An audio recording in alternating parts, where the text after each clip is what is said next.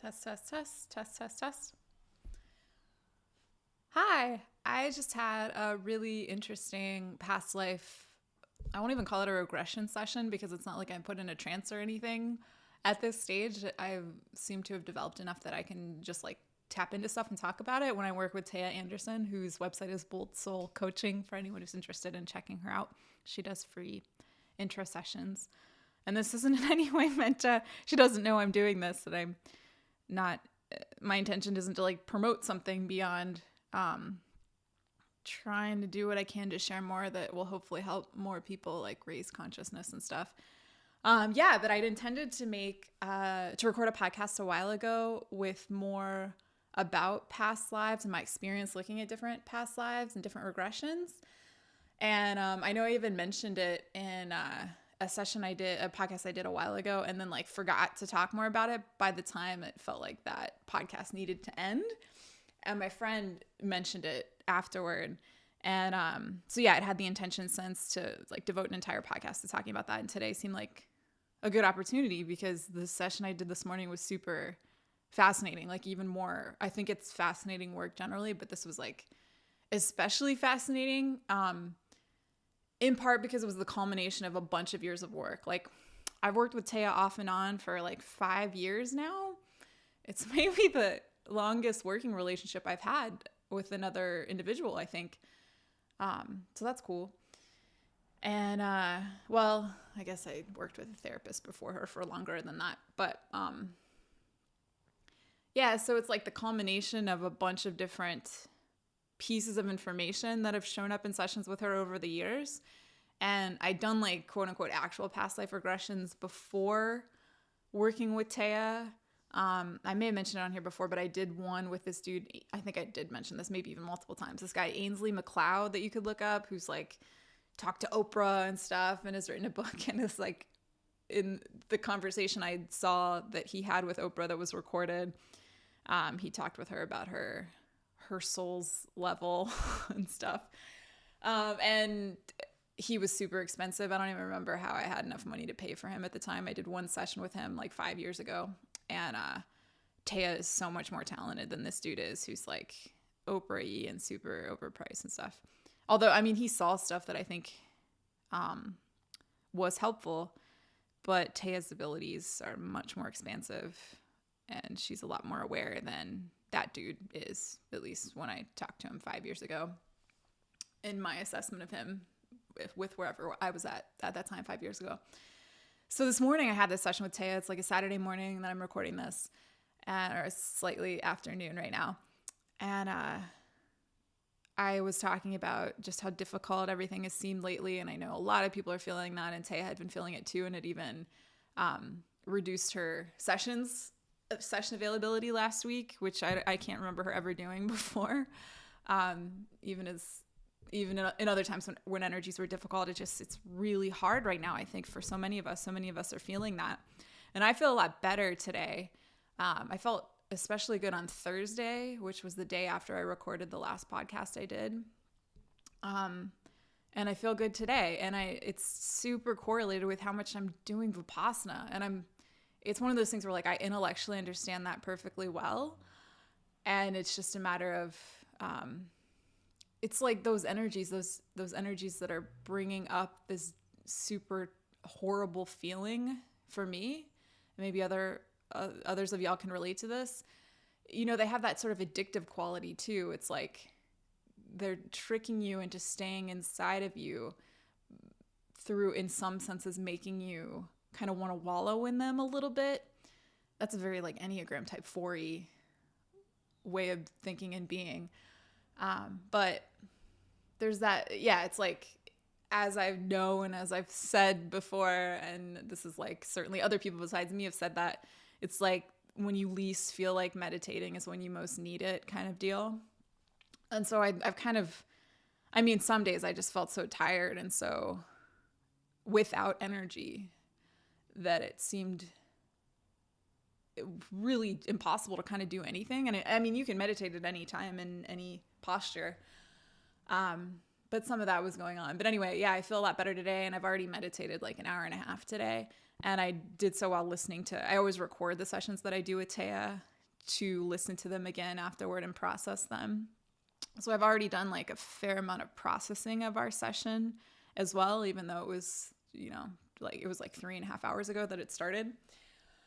And I'm wondering like how I even talk about this, in the sense that, I mean, like I said, this is the culmination of like years of work with her, and what we were able to look at in this session was that because there were pieces of different past lives that were showing themselves, and I think unhealthy patterning from various past lives was interacting with unhealthy patterning from other past lives in interesting ways, like chunks of different types of behaviors were connecting to each other, and we were able to see that. And in other sessions I've done, this is the first time that's ever happened, in other past life sessions I've done with her, and which isn't to say that like what she does is restricted to past life stuff either. She's just like this talented coach, energy worker person. Like there isn't a word in English that I know that it encapsulates what she can do.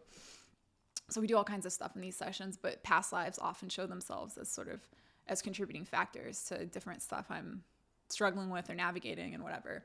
And in the previous sessions for 5 years, it would be more like one specific life was showing one specific thing, and then sometimes multiple past lives would show themselves in a session, but it was like they'd be pointing to specific things, and it was sort of more words are so fucking hard, man, and they're so insufficient.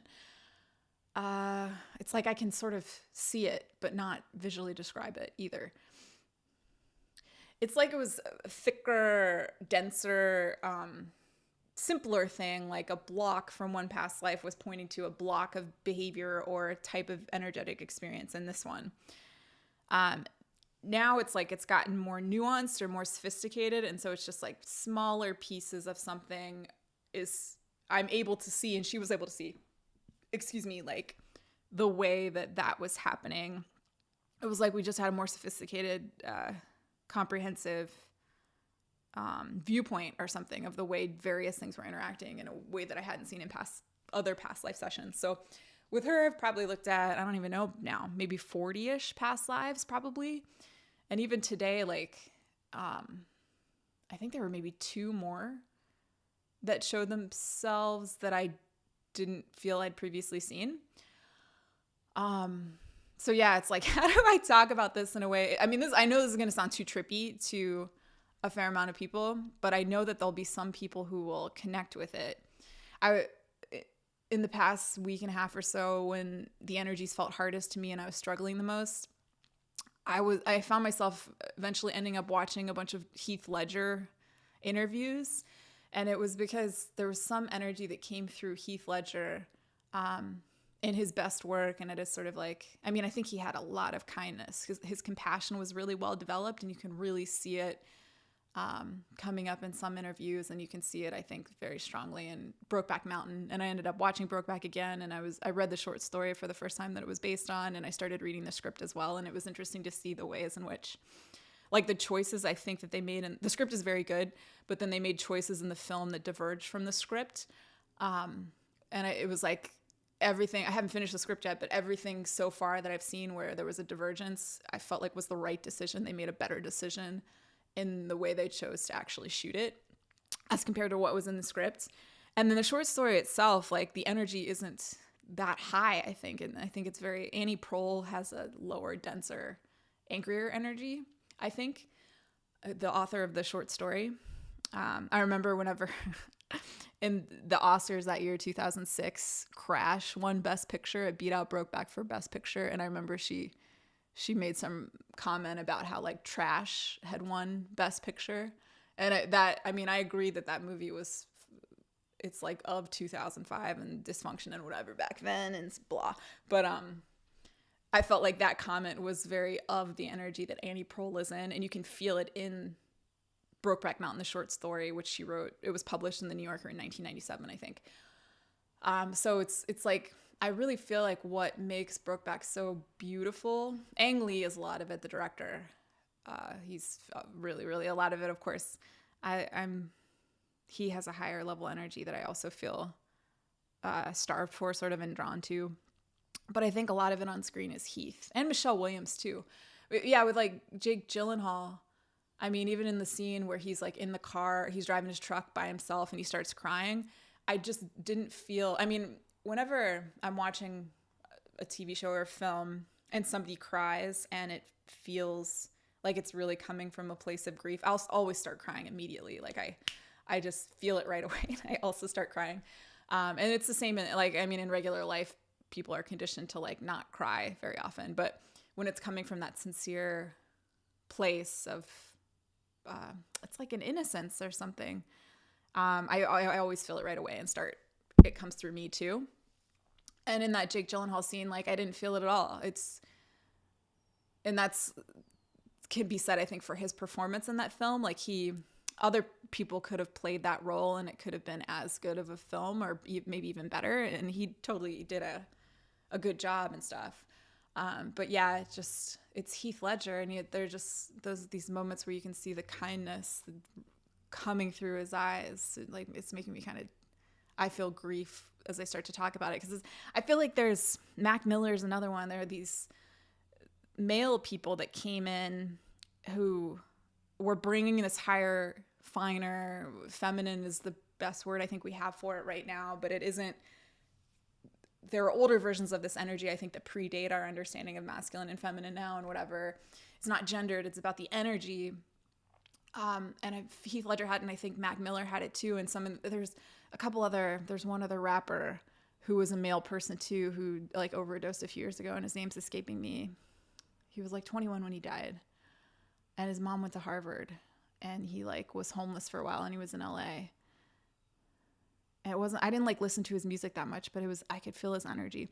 What I'm trying to say is that I feel like they ended up being male people like that who like were artists who came to become visible artists when they were young, and like the earth energies were so hard that it's like they had to leave sooner, and like drugs like were the driver of that. But I mean, I feel like anyone who's abusing drugs or alcohol, I mean, alcohol's a drug, they're so often sensitive people who are just trying to fucking survive here. And then there's the addictive component where you just end up getting a physical dependence.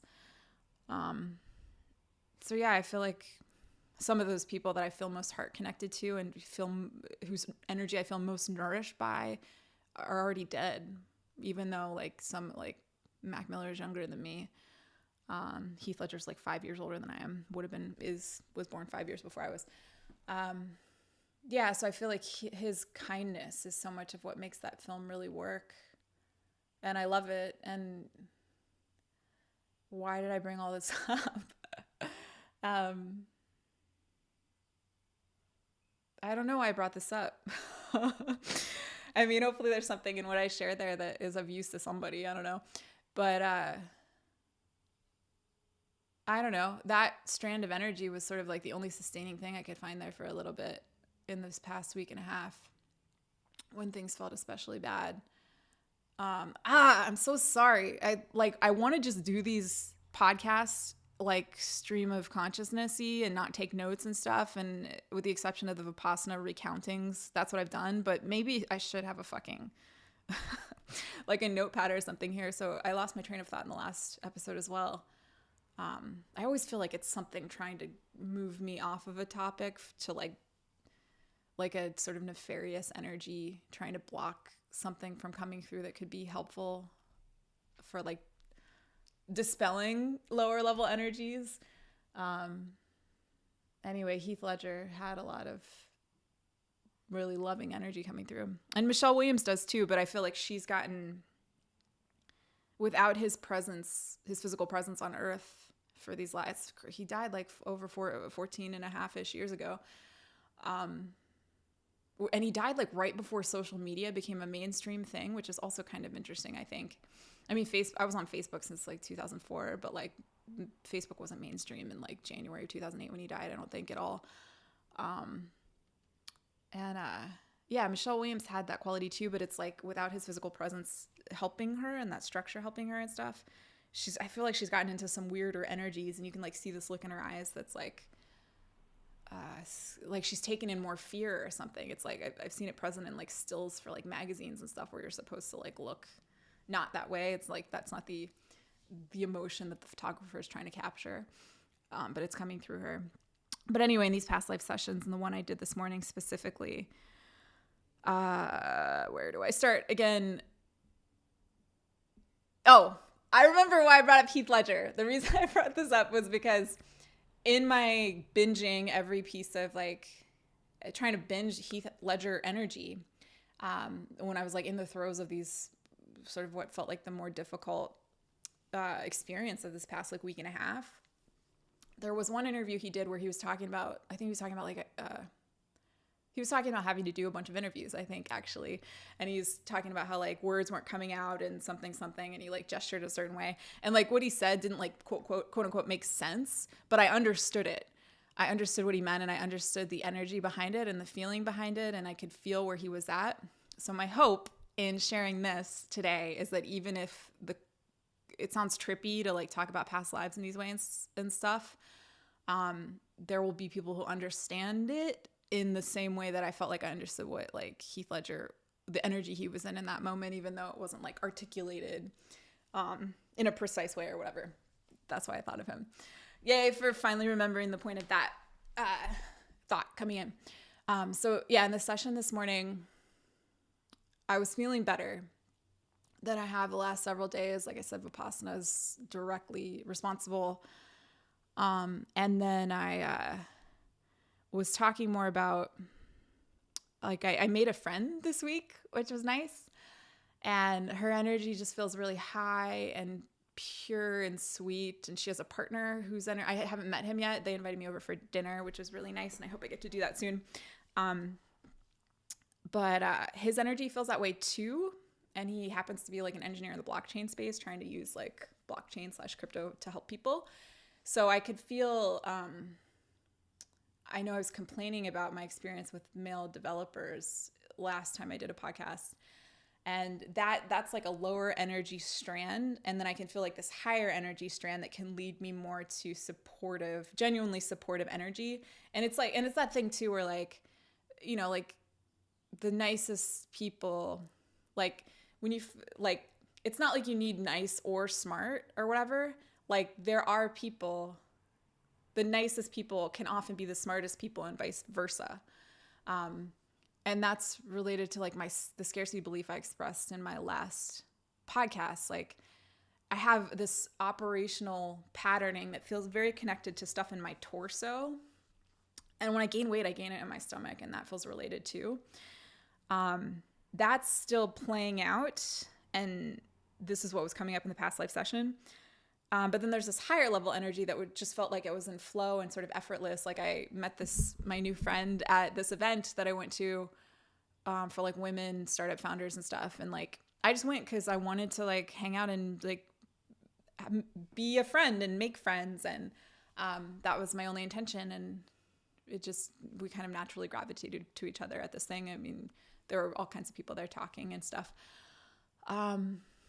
Yeah. And so it was like looking at the very different levels of those sort of operating patterns in me. Like there's that higher level flow thing that I feel like leads me to really nice, loving people, who then can often be like just super smart and talented too. Heath Ledger is also like that, was also like that. And, yeah, that idea of like the most talented people also being super, super kind. And then this lower operational thing that feels like it's very connected to my torso and stuff that's still unhealed in my torso. So the past life parts, and again, how the fuck do I even start on this when it's like working with Taya, it's been like 40 past lives or something. But one that's been super apparent, and I physically feel it now, is this, okay, it's like in my low left torso, and it feels like it's like a physical discomfort that I'm feeling at the moment. Interestingly, when I've gone to acupuncturists, this one guy in particular who's supposed to be really good, could feel it without me telling him, and could feel it in that area. He just felt it in like the same spot. And then when I went back to him another time, he was like, oh, it's still there. And that's the thing about stuff like Reiki and acupuncture, is that in my experience and understanding, they can clear those energies as they're surfacing, but then they'll come back. But Vipassana, this is what like the Buddha said that he discovered, and it certainly aligns with my experience. Like Vipassana can actually clear the shit out at the root, like remove it for good, so you're no longer experiencing it. So yeah, this fucking thing, I feel it now, and like my hormones are all out of whack, like I said, and I'm sure this is related to this energetic thing. My lower back on the left side is fucked up.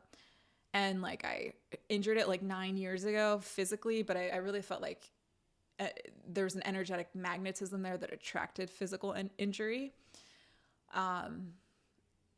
Yeah, so the past life that is connected to this, and like this past life I think showed up probably in sessions 5 years ago, and it came up again today. It was like a native life in what I think is now the United States. And I think I was like a male chief person. I might have even mentioned this on the podcast before. I'm always worried about like repeating myself and it like being a narcissistic thing, but like podcasts are weird because it's not like I'm just talking. I'm not like in a conversation with you in like a traditional sense. So it's a different sort of thing. But so maybe I mentioned it before, but yeah, so I was like a native chief. So I was older, I was male. The energy feels really noble to me, and like almost like he lived like a blameless sort of life. And the thing that Tay and I have both seen, and that's the trippy thing, is that when I work with her, I'll see something and we'll verify to one another sort of like what we're seeing, and we'll be able to build on it. And it's actually a really gratifying creative process in a way, or it feels like the creative process, because it feels like when you work with a collaborator who helps you to discover things about yourself that you didn't realize you could do, like aptitudes in yourself you didn't realize you had. And I can just do it. And the Vipassana, I think, has helped a lot with that. Like, I think the energies now are finer, even though there's so much, I mean, they're forcing us to deal with so much shit that's surfacing.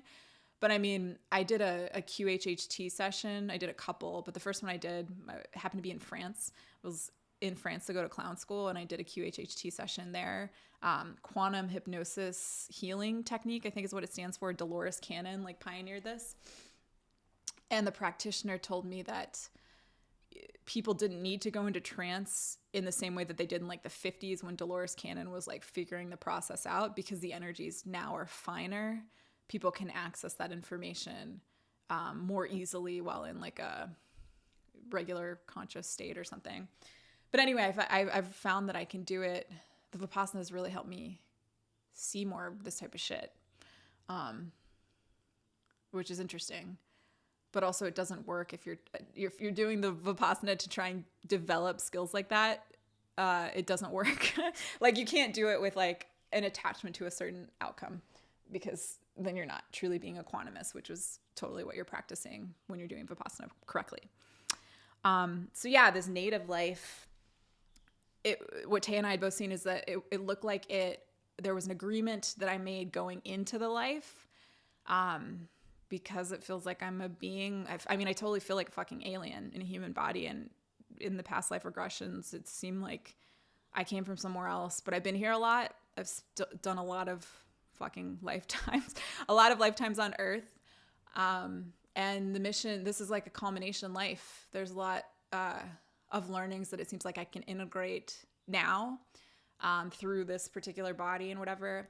And there's enough technological advancement now that you can I can just do this right now and of my own volition without having to go through a centralized platform. Well, I have to do this through YouTube or the podcasting service, which is centralized. But yeah, there's just enough available now that I can share this and can get this type of stuff out. And as I heal more, I'll be able to bring more visibility to this in more effective ways, I think. So coming into the native life to help me ground on Earth, because being a human was really dense, especially hundreds of years back.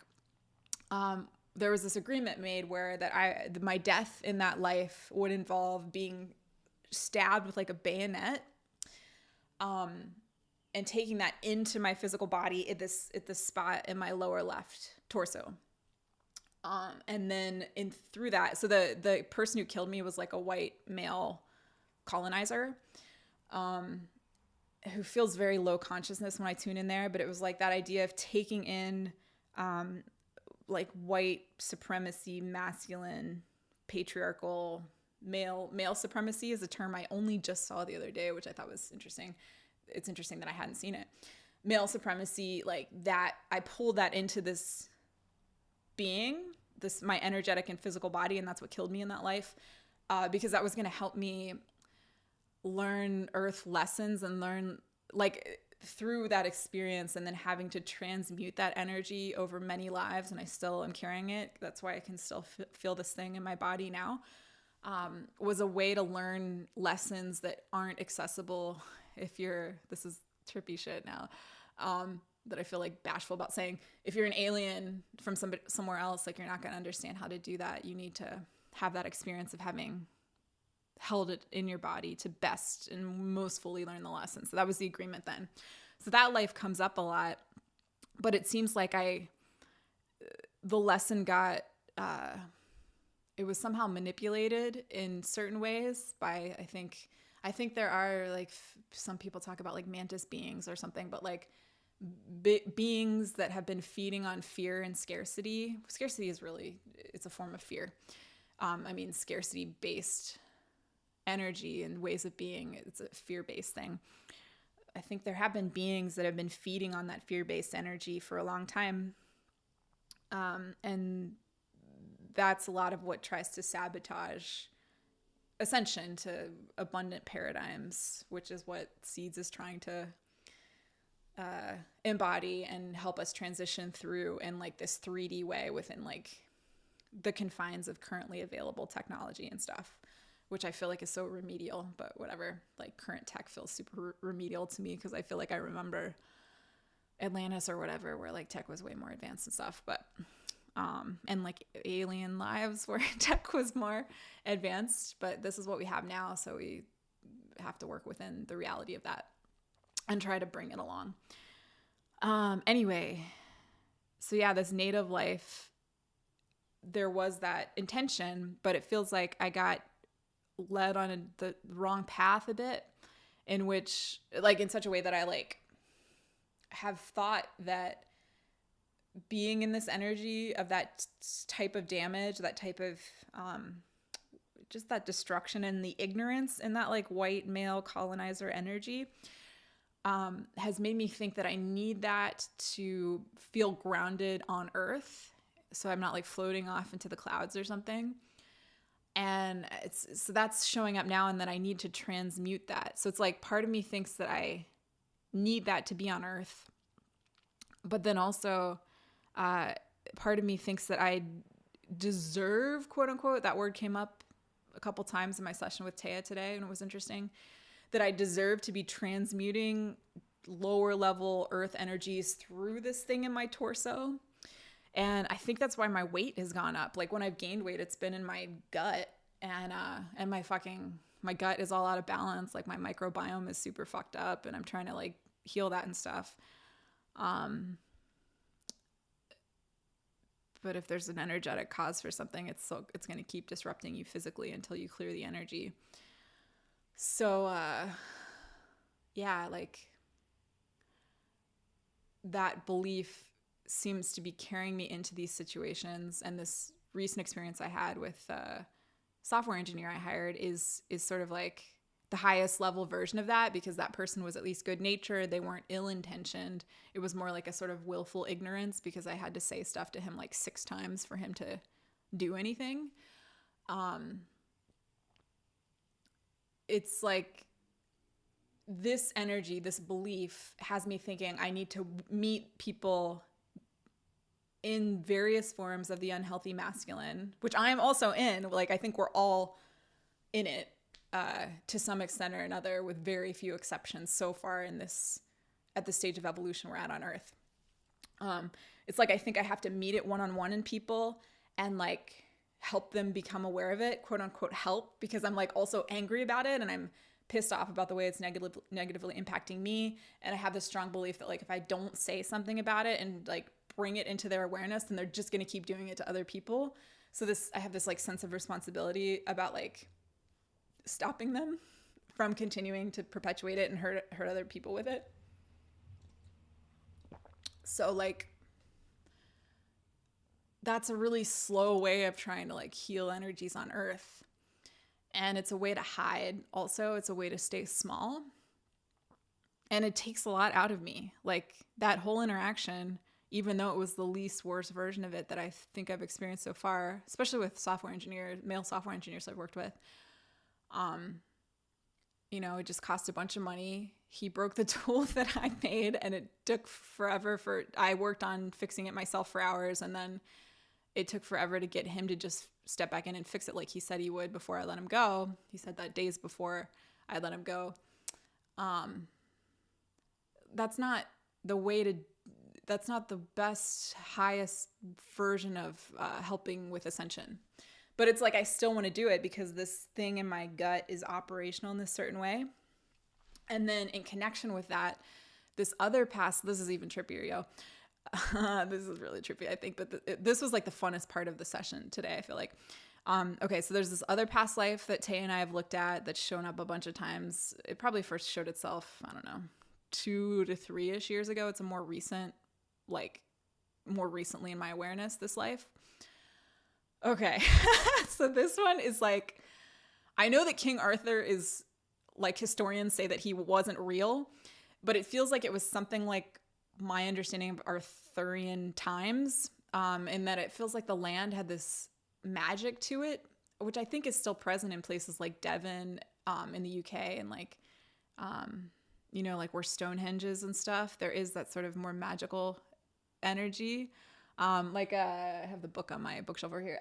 Outlander is like trying to do that. I mean, Outlander is in Scotland, but it's fictional, but like that sort of type of energy, I feels like there's those vestiges of that in like modern consciousness or something.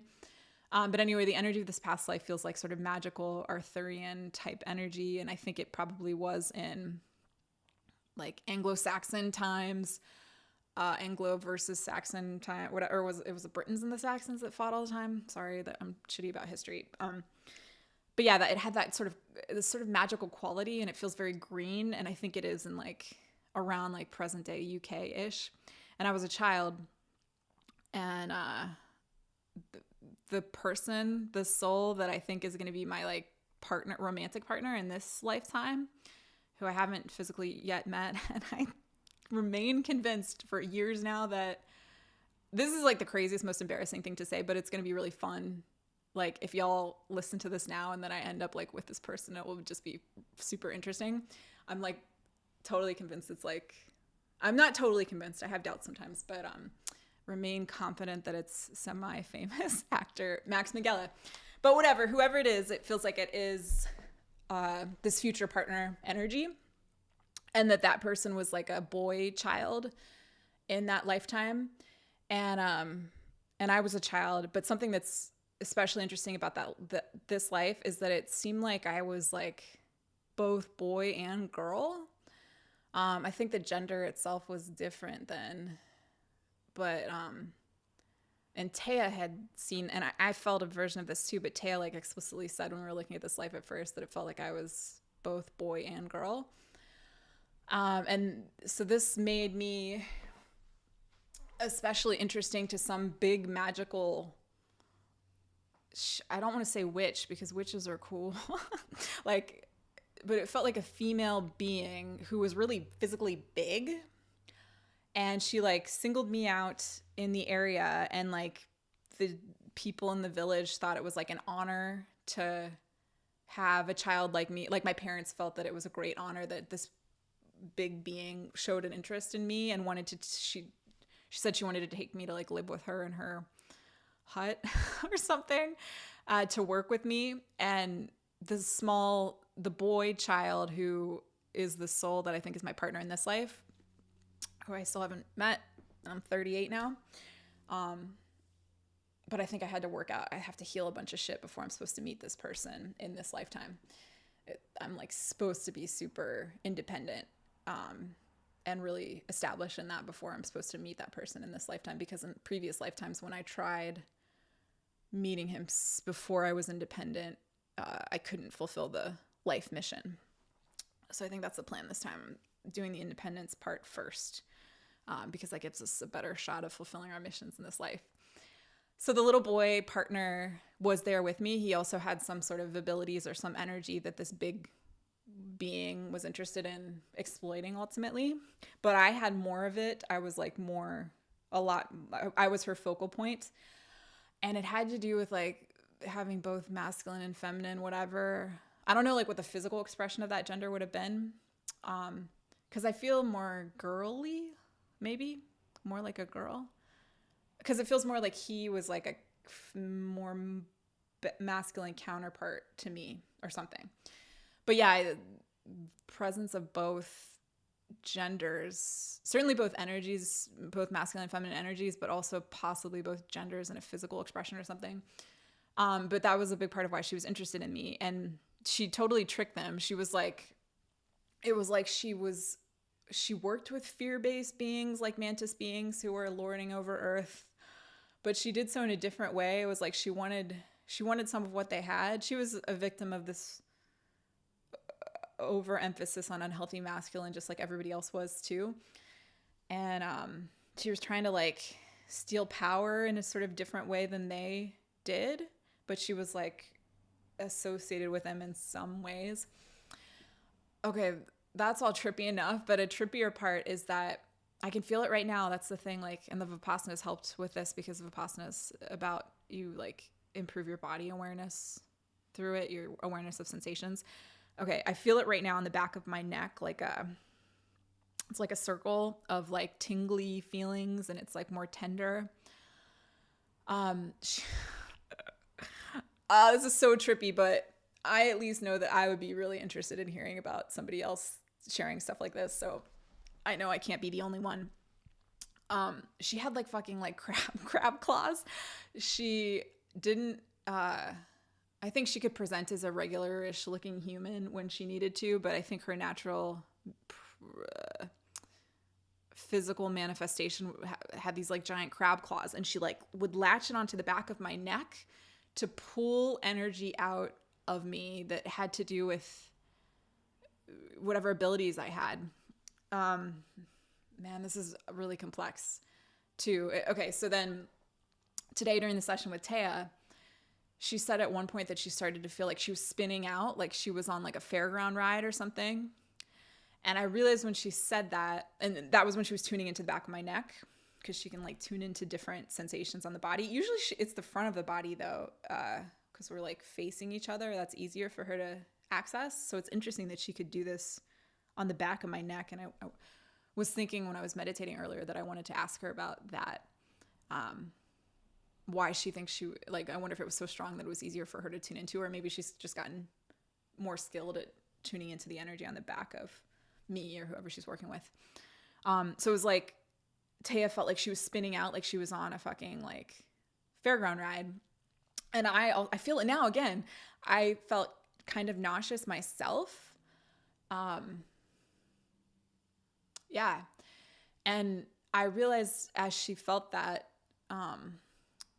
that the being was, when she was latching on here to take energy out of me, it had to do with the way the masculine and feminine were working together. Like it's like a portal. She was like creating a portal through the spinning or something to suck that energy out of me.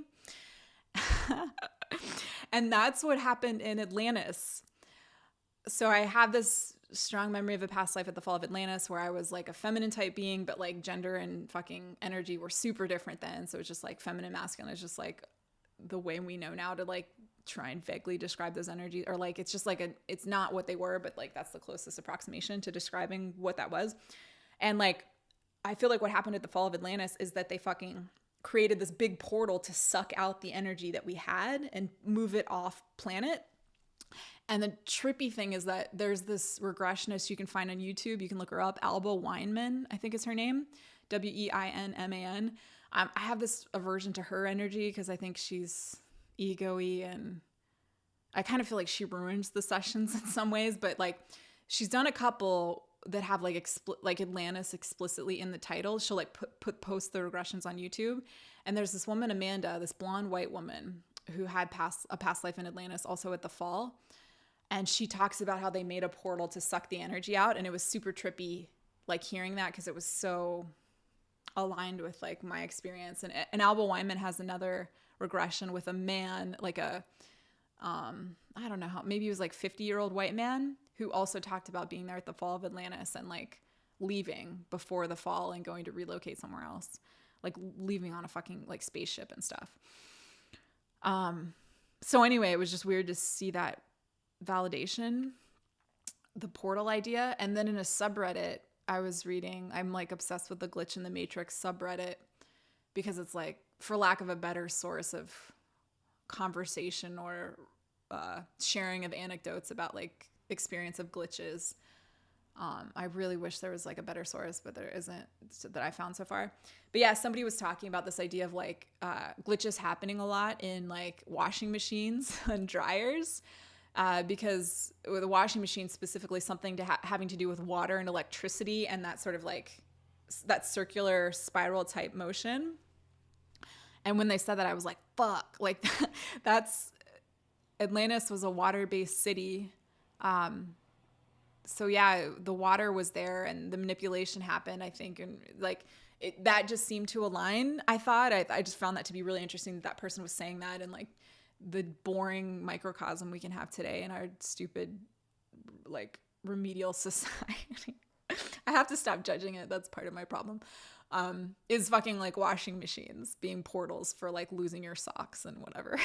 But yeah, I think they created this portal in Atlantis and sucked the energy out. And then like that energy was not present on Earth in the same way. And we've gone through this fucking hell since, like dark ages, and like gradually evolving. And like in the last 100 years, there've been a lot more developments. And then like Dolores Cannon in her book, the 3 Waves of Volunteers, talks about how like 3 waves of volunteers came into Earth from off planet to help with ascension because it was necessary, because Earth was fucking stuck. And like the first wave came in and they were like baby boomers. And so the 60s happened, but like they couldn't quite pull it through. I have another, I'll just share it because this is a trippy session, right? Speaking of which, I have this theory that, okay, so like Joan Didion said that a lot of people she knew felt like the 60s ended on, what was it, August 9th of 1969 when the Manson murders happened. Although I think Woodstock was like, 2 months later. Stonewall happened like right around that time too. All this stuff happened. And then like in 68, like MLK and Bobby were assassinated. But yeah, I was like, and Stephen King, who is a baby boomer, has said that he felt like his generation didn't fulfill their promise. I have this theory that with the Manson murders, because they were committed by quote unquote hippies, it swung things too far in another direction. Like there could have been this opening with like quote unquote hippie lifestyles that really did create a new higher vibratory type of society. But because the Manson murders were committed by hippies, quote unquote hippies again, it like killed it. It made it seem like, oh, that lifestyle has led to this horrific thing. And it was a manipulation by masculine energies, like literally murdering Sharon Tate when she was like 8 months pregnant and killing her baby too. Like, cause like at that point it was a baby that children can be born at that stage of development and survive on their own and stuff.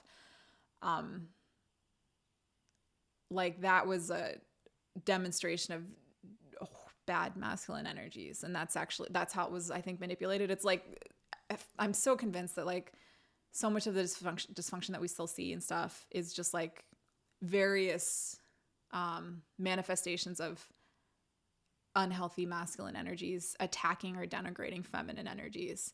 And it shows it's so fucking insidious and smart, and like it shows itself in a million different ways. And I think it showed itself in that way then. But it was quote unquote hippies, and people didn't frame things in terms of thinking about unhealthy energies, unhealthy masculine energies, harming feminine energies and whatever, in humans of all genders. People still don't think about that. Like I'm trying to like talk about it more so like it can be a thing that's at least an awareness. And so the fucking 60s ended. So anyway, in the 3 Waves of Volunteers, Dolores Cannon says that that was the first group, like boomers who were participating in like that, like hippies basically. But they couldn't get it done. The like in my theory, the nefarious, unhealthy masculine energies like manipulated it enough that it fucking killed it. And the Manson murders were like the physical manifestation of that. So then we go into the 70s, which were darker and uglier, and so were the 80s. I used to have the strong aversion to the aesthetics of the 70s in particular, and also kind of the 80s. But I guess as I've healed and released more stuff, I don't feel it's like, I still don't think I don't see a lot of beauty in that period of time. But I don't like, I'm not like strongly averse to it like I used to be. So yeah, we went into those periods. And so then in Dolores Cannon's thing, and it's not a theory, this 3 waves of volunteers thing. It's like something that's shown up for her in like a zillion past life regressions, she's been dead for many years now, but it showed up for her a lot. So she wrote a book about it, and she wrote various books with information from, like, she gleaned from many hundreds, thousands of past life regressions that she did using this QHHT method that I mentioned, that I've also done, that I've like been a participant in before. I've never like done it to somebody else. So the second wave of volunteers after the boomers who couldn't quite push the energy through is supposed to be like late Gen X millennial, I think. So that's like my generation, because I'm like early millennial. I was born in 1984. But that's, I mean, if it's like a 16, 17 year period, it's early. But yeah, 80, like if it started around 1980-ish, like I was born in 84. Anyway, this group of people, Dolores Cannon says, as I recall, are supposed to be like, they're supposed to be like putting their energy out there and sharing their energy, but they often don't want to have kids. A lot of times they'll have a partner, but they like don't want to, like, they like not having to be out among people in this energy, even though that's like what they're supposed to be doing. So there's that. And then like the third wave of volunteers is more like Gen Z-ish. And it's not like strictly date-wise thing. Like there can be overlap. In a lot of ways, I feel more like I'm probably like third wave, even though I'm older. But I feel like probably some people needed to come in sooner to like learn, especially like lessons about some of the lessons I've learned, whatever. Like I would have to be this age probably to like have had interaction with cryptocurrency and blockchain, and certainly with the stock market and stuff. Like I couldn't have been any younger and still like gotten that experience. I was 24 when I started professionally trading, just turned 24. Yeah, so it's like I think I had to be born at that time. But I feel in some ways more aligned with the third wave of volunteers. But anyway, Dolores Cannon said that a lot of them are Gen Z, and a lot of them will be like diagnosed with like ADHD. So it's like she was like keyed in on this idea of, I don't even think the term neurodivergent existed when she was doing this, but like it's like she fucking foresaw like what I'd seen happening on TikTok in the last year, where like TikTok is encouraging so many people to self-diagnose and get medicated. And I don't mean to disparage medication and like fucking quote unquote modern medicine, Western medicine certainly has its place and can serve higher purposes in many circumstances. But yeah, like according to Dolores Cannon, as I recall, she was talking about how like these Gen Z third wave of volunteers people will like, they're like brighter energy. They're from a higher vibratory place.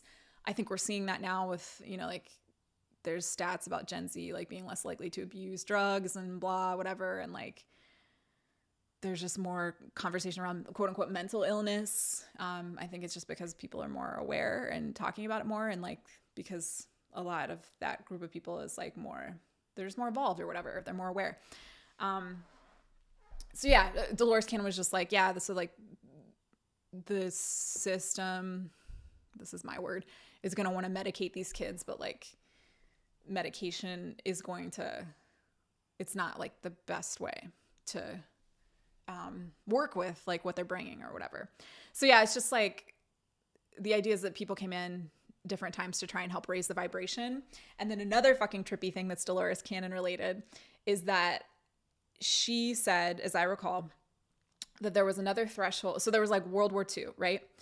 So like we had to stop the Nazis and we passed the test. And so like Earth got to keep existing and not be, I mean, in whatever dimension we're in now, that the Nazis lost. I mean, they lost the war. There's still a lot of that energy around, unfortunately, as we know. Okay, so she said that another thing that had come through in a bunch of sessions that she'd had with people she'd regressed, again, as I recall, like you can look this up yourself if you're interested. She said that 2019 was going to be another pivot point. And so the idea was that if we didn't move into it like a nuclear war situation again, in 2019 or prior, then we would move through this threshold where like ascension could really start to accelerate. And even with Trump in office and stuff, like we managed to not do that, thank God. So like we passed the threshold. So now it can accelerate, and now we're in this fucking, and then the next year COVID happened, and now we're in 2022, and like everybody's fucking like, you know, like bedridden with like horrible energies coming up that just feels super awful. If you're lucky enough to have a fucking house where you can be in a bed and be able to do that. So even though it's hard, that all of that's encouraging. And this is all in Dolores Cannon related stuff. So I just wanted to share that theory. So it's like they couldn't do it in the 60s. We couldn't quite get through that threshold, but apparently we've gotten through the threshold now, according to stuff that Dolores Cannon saw. So like, I hope that can give some people hope. It makes me feel better anyway. So back to the past life thing, to like not make this podcast a zillion, like way too long. So yeah, I talked about the native life and the thing with Atlantis and sucking out the energy. So when Taya said in our session that she felt like she was spinning out when she was tuning into the back of my neck, what I realized, which was trippy, was that it was like, it's like this big being. Oh man, this is so far out, but it was like she was spinning the energy in my neck because I had both masculine and feminine, whatever gender expression energy, to create a portal there, like what they created in Atlantis to suck the energy out. Because even though like after Atlantis fell, those attacking beings had succeeded in sucking a bunch of energy off of Earth, but it still existed in some individual beings. And I was one of them in that life. And I think in this life too. And so this being like latched onto the back of my neck to suck out that energy for her own purposes, and like a small time version of what like was done in Atlantis, because you couldn't do that anymore on Earth because there wasn't like a place that had a big concentration of people with that energy anymore. So that was showing up in my past life session, which was much more than past life stuff, with Taya today. And it was like this realization that like, I believe because this being had latched onto the back of my neck, I wanted to revert more to using my torso to transmute energies in relation to that native life where I took in the bayonet. And what I realized in the session today, more so than I had before, is that it's not an either or thing. I mean, I need to heal. I can fucking feel them now. As I said, I feel strong sensations in both of those parts of my body as I'm speaking, because Vipassana helped me develop that more. So like those sensations will leave eventually. It's like it's a sankara showing itself on the surface. It's not either or, but I have this belief that like the fucking thing in my torso like grounds me to earth so I don't float away, since I feel like an alien. But it doesn't. Like it's like I think that's the only way to connect with humans or like help humanity in this low grade gritty way. And it's like I think I quote unquote deserve to do that work, which is thankless, because when I'm doing it, it's like always with people who don't know what the fuck I'm talking about and have no interest in what I'm saying, and hate me for saying it, frankly. Like, and that was like my experience growing up in my house, basically, with that family of origin. Part of me thinks I quote unquote deserve that. And that came up, like I said, a couple times. The word deserve came up a couple times, like I said in the session I did with Taya today. And I don't see the origin of that deserve sense yet. I mean, it feels like it's predates Rachel, predates this lifetime, but I don't see the specific life. I had a lot of guilt about Atlantis and feeling like I could have like stopped the fall of Atlantis. Like there's a window of time where I really could have done something, but that really feels like it's cleared. So it's not, I don't think I deserve to do this. I think it's not rooted. That sense isn't rooted in the Atlantis life. But But yeah, other lives that showed themselves today in the session with Taya included one where it seemed like I was in, this was a new one that seemed like I was in some hall of power. Like I see myself in something like Versailles, but I don't think it was a French life. Maybe it was Italian, but it feels Western European and like a sort of more feminine culture. So I would think that means either French or Italian cultures of versions of current cultures that exist. But it feels like more, I don't know, at least 17th century maybe. So being in the halls of power there, but like wearing it, but not inside being a part of it really, and not being born into it. But still like not stopping it. I'm perpetuating it. It doesn't feel like in that lifetime I did anything horrible. I was just a beneficiary of like that white supremacist, patriarchal, and it feels like I was male in that life too, and white. And so like there's that, and there's some disconnect where it's like I'm not learning the lesson, like related to the software engineer that I just let go. In the most recent session I did with Taya before today, another life that I hadn't seen before showed itself, where it seemed like I was like an ignorant American white guy, also hundreds of years ago at least. And it seemed like I didn't speak up. I was just like kind of oblivious, which was it was an oblivious energy that I was running into in this software engineer, and like a sort of entitled, but also like if you fucking tell somebody 6 times and they're still not listening, like there's that kind of thing. Like I was a version of that in this lifetime. And it was the only other American lifetime I've looked at. Like the native life, I think happened, as I said, in the land that's now considered to be the United States. But I didn't think of it as American because that wouldn't have been how I would have thought in that life, which is also interesting. Like when that life has shown up before, I never said it was American or thought of myself as American, blah, blah. But this life felt like I was an American person, also male, and like in that oblivious energy. And I didn't speak up or do something, and something really horrible happened. I think someone was killed. Like I see like a gallows, and maybe somebody was hung, like a male person, I think, for like sodomy or something. And I could have helped them, and I didn't speak up out of obliviousness and like thinking like, oh, it's going to be okay. And then like it really wasn't. And then I swung the pendulum the other way in that life and became like some sort of religious type figure who spent a lot of time trying to wake people up and speaking up about how you need to speak up. But I didn't learn the lesson. Like I'm just carrying that into this life. Because the pendulum just swung, you know, it wasn't like the way to learn it is to integrate it and transmute it and release it. I didn't do that. I did this sort of more superficial thing.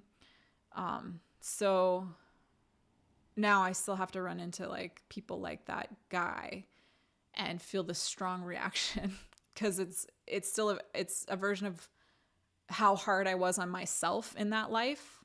And I still do that. Like today, like when I feel like I'm abandoning the feminine, I'm hard on myself. And I also do that to other people too. Like with anything, like if you have a strong reaction to anything, it points back to something in you, right? So there's that lesson. But yeah, it's like I'm not integrating those two things about like, I can feel the gap. Like, I mean, I'm closer to it because I can see it now and I can sort of start to reflect on what it is. But there's some lesson it's still unlearned, and it's leading to these situations where I can't find the supportive energy that's necessary to really help seeds grow and to help me like make my clown film and whatever, to like really do these sort of bigger, more visible things I feel like I'm meant to do in this life to help elevate consciousness and like humanity at large. Like I feel like that's what I'm supposed to do this time. And I'm positioned to be able to do it once I move this stuff to start trying more so. But yeah, there's some disconnect there and like not learning the lesson of that oblivious white male life. And then like still thinking I need this thing in my torso to be grounded on earth. There's another way to be grounded on earth. And I know, okay, so like on April 12th when Neptune was conjunct Jupiter in Pisces, I've said this on here before, but it was exactly conjunct my natal Venus in Pisces. And I felt the best. That was on April 12th. Like I said, I felt the best then that I think I've ever felt in this lifetime. And it was just this finer feminine energy. And I understand, as I was reflecting more today after the session with Taya, It's like I don't believe that feminine energy, like, what's the word I'm looking for? Fuck. Words are so hard. Like, it doesn't feel like it, it starts with a C. Like, it doesn't fit with human energy. Like, the experience of being human so far, I think, for everybody is a lot of density and a lot of, like, you need to push and blah and all these various unhealthy forms of masculine. And that's what our economic bullshit structure is and stuff, and our governmental structure is that in a lot of ways too. And like, so part of me thinks that when I go into that beautiful, much higher, finer feminine energy, and again, it's like, for lack of a better word to describe it, because I think energies like it predate the concepts of yin and yang and masculine and feminine. I can't, like, it's like I don't believe I can ground on earth as a human when I'm in that energy. I think I have to do this thing in my torso where I'm like transmuting this gunk. It's like, and it's like solidified. Like, I think that's why I've gained weight, I think, and gained weight in my torso, and like why I can't see the future right now. Like, I can sort of see pieces of things and get some senses of how to move forward and how to shift things and how to progress, but like how to not do it in like this unhealthy masculine mode of being. There's a puppy back there. So yeah, there's just this disconnect between what the thing in the life where I was that child. There's anger in it that's part of the problem. I remember, and I still feel this anger at the partner, the little boy in that life for not, I could feel that he could have gone to his mother who lived close by. His mother was skeptical of the giant woman with the crab claws. And that could have changed things. And he didn't do that. So anger at him has shown up more in semi-recent sessions with Taya. So I just don't understand yet how to bridge this gap, or even what the unlearned lesson exactly is relating to like being the ignorant white masculine person myself. And then trying to get a bunch of other people to not be that and doing that in a slow, dumb, not very effective one-on-one way because of this wounding in my torso from that native past life, which again, I think was intentional, and it was meant to take in a certain energy so I could really deeply learn a specific lesson, which is the lesson of transmuting that energy and releasing it, I guess. So I guess that's the unlearned thing. And then I think I need to let go of this idea that the feminine, finer energy isn't substantive enough. It just felt so much better, and it's so different. It's so different than my experience of any other energies. And like, I only had that short window of time where I really felt it before I started feeling fucking awful in these recent energies, these more recent energies. Because that was less than 2 months ago. I'm recording this on June 11th. And that was on April 12th.